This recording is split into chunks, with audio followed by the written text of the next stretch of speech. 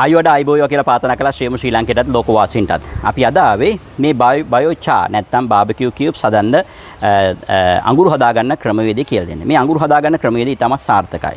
සාර්ථක සහ ඉතාමත් පහසු ක්‍රමවේදයක්. අවශ්‍ය වෙන්නේ මේ ග්‍රීස් බැරල් එකක්. ග්‍රීස් බැරල් එකේ ප්‍රායෝගික පහසු වෙන්නේ මේකේ මූඩිය වෙනම ගලවලා අයින් කරන්න පුළුවන්. අනිකුත් බැරල් වලට සාපේක්ෂව. ඒ හින්දා අනිවාර්යයෙන්ම ඔයගොල්ලෝ ග්‍රීස් බැරල් එකක්ම භාවිතා කරන්න වෙනවා. ග්‍රීස් බැරල් එකේ යටින්ම කටක් කපලා ඒකට බම්බුව මේ බටයක් ඇතුළට පාස ගන්න. මේක 4x4 බටයක් තියෙනවා. නමුත් 4x6 බට තියෙනවා. ඒක වඩාත්ම සාර්ථකයි කියලා මට හිතෙනවා.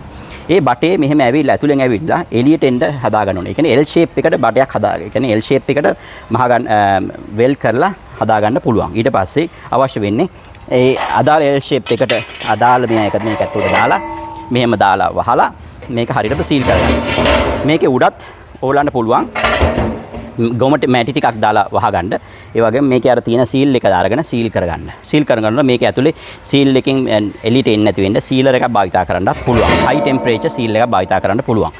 ඉතින් මේක ඇතුළට ඕන තරම් ඕනෑම ඕගනික් දෙයක් දාන්න පුළුවන්. ඒ කියන්නේ ගස් වලින් වැටෙන කොළ, තනකොළ, අතු, මල්, රිකිලි ඕන දෙයක්. හැබැයි හැම දෙයක්ම වේලිච්ච දේවල් වෙන්න ඕනේ. වේලිච්ච දෙයක් වුණාම මේක ඇතුලේ අංගුරු නිෂ්පාදනය වෙනවා. මතක තියාගන්න මේකේ තව පොඩි රහසක් තියෙනවා. එන්නකො පෙන්නන්න ළඟට මොකද්ද මේ රහස කියලා.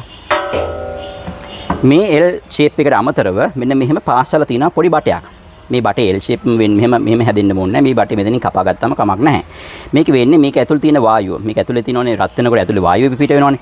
එහෙ වුණොත් වායුව පිට වුණ නැතුව මේක පුපුරන්න බලනවා. ඒ නිසා මේ වායුව මෙහෙම ආපහු ඇතුළට ගිහිල්ලා මේක නැවත දහනයක් බවට පරිවර්තනය වෙනවා. එහෙම වුණාම මේ බැරල් එකෙන් පරිසරයට සිදුවෙන හානිය ගොඩක් අඩුයි. මොකද සාමාන්‍යයෙන් බයෝචා හදනකොට ඕගොල්ලෝ කරන්නේ වලක් කපලා ඒකට බයෝචා සාමාන්‍ය අඟුරු ටික දාලා ගිනි තියනවා. නැත්නම් ලී දාලා ගිනි තියනවා. ඉතින් එහෙම වුණාම දුම් පිට වෙන ප්‍රමාණය ගොඩක් වැඩියි. නමුත් මේකෙදි දුම් පිට වෙන ප්‍රමාණය ගොඩක් අඩුයි. ඒ විදිහට තමයි මේක නිෂ්පාදනය හරි ගස්සලා තියෙන්නේ. ඉතින් මේ ක්‍රමයේ විතර භාවිතා කළොත් ඕගොල්ලන්ට පුළුවන් ඊටමත් පරිසර හානියක් අවම විදිහට වෙන ආකාරයෙන් බයෝචා නැත්නම් බයෝ බ්‍රික්ස් හරි ගස්ස ගන්න. එන්නකො තව ක්‍රමයක් කියලා දෙන්න. ඉතින් දැන් මේ ගොඩක් වෙලාට මෙහෙම L shape එකට එකක් හරි ගස්ස ගත්තොත් ගොඩක් වෙලාට මේක අපහසුයි මේක ඇතුළේ තියෙන දේවල් ගන්න. ඉතින් ඒක නිසා අපි පොඩි මෙතඩ් එකක් හරි ගැස්සුවා. මේක මේ ගලවන්න පුළුවන් විදිහට හරි ගස්ස ගත්තා.